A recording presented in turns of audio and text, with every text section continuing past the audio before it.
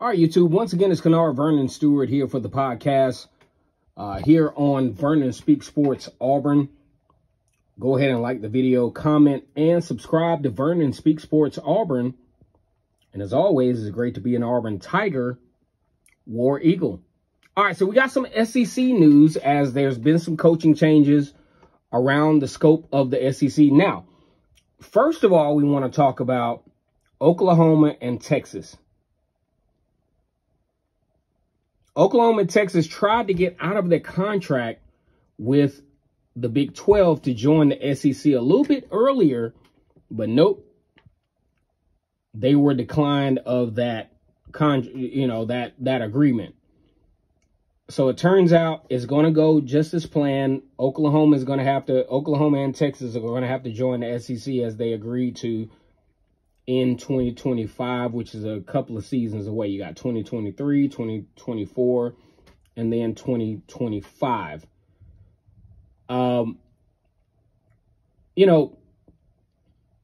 It's just really strange the way this thing is going on with the University of Alabama, to where Alabama has circled all the way back around and now have Kevin Steele as their defensive coordinator and Tommy Rees as their offensive coordinator. So we're going to dig into that here in just a few minutes. When you look at the initial reaction, you look at Kevin Steele as the defensive coordinator at Alabama.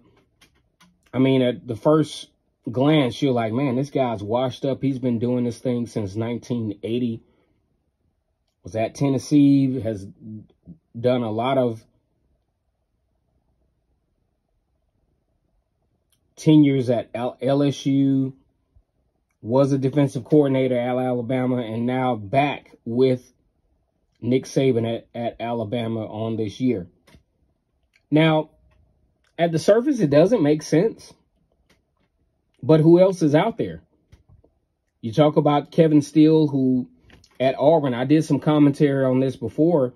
In 2018, you talk about a stretch where he allowed about 518 yards per game, 40-plus points per game, put Auburn in a very adverse position. But you got to think about it, too, though.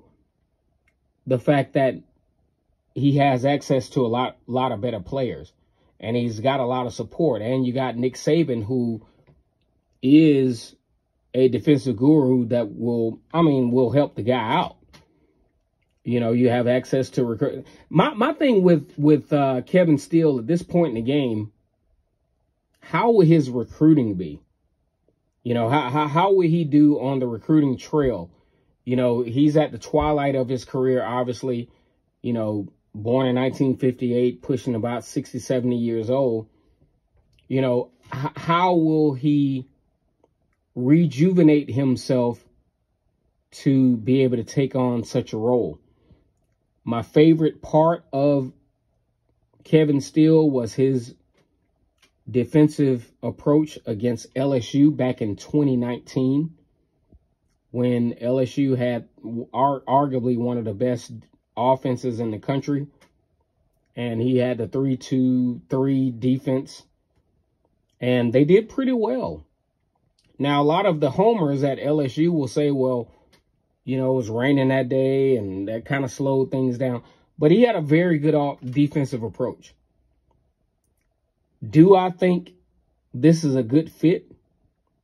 I mean, it really doesn't matter whether I think it's a good fit or not. It's still a fit for Alabama. Does it spell the end of the Nick Saban era? With the recruits that they have, I'd say probably not. I think they have a situation to where if you bring on a guy like Kevin Steele, even though, we may have our opinions of him, Miami this past year had at least 5 games where they allowed 40 points. This probably won't be the case at Alabama. Is this a home run hire? Probably not. But who else is out there? Who else is out there? I mean, you can say what you want. I mean, there's no one else out there. So all good eras, all good dynasties at a certain point will come to an end. But we can't be irresponsible and say it's going to come to an end because of this hire. There will be some guys that will emerge. I'd say, you know, Kevin Steele will probably... I'm really interested in the contractual agreement, because you have a guy with Kevin Steele who's, I mean, are obviously reaching a retirement phase. You know, maybe a 2-year contract at a certain, you know, $1 million amount, because you don't come to Alabama and coach at a 1,000-air type contract. But we just have to see. Like the video, comment, and subscribe to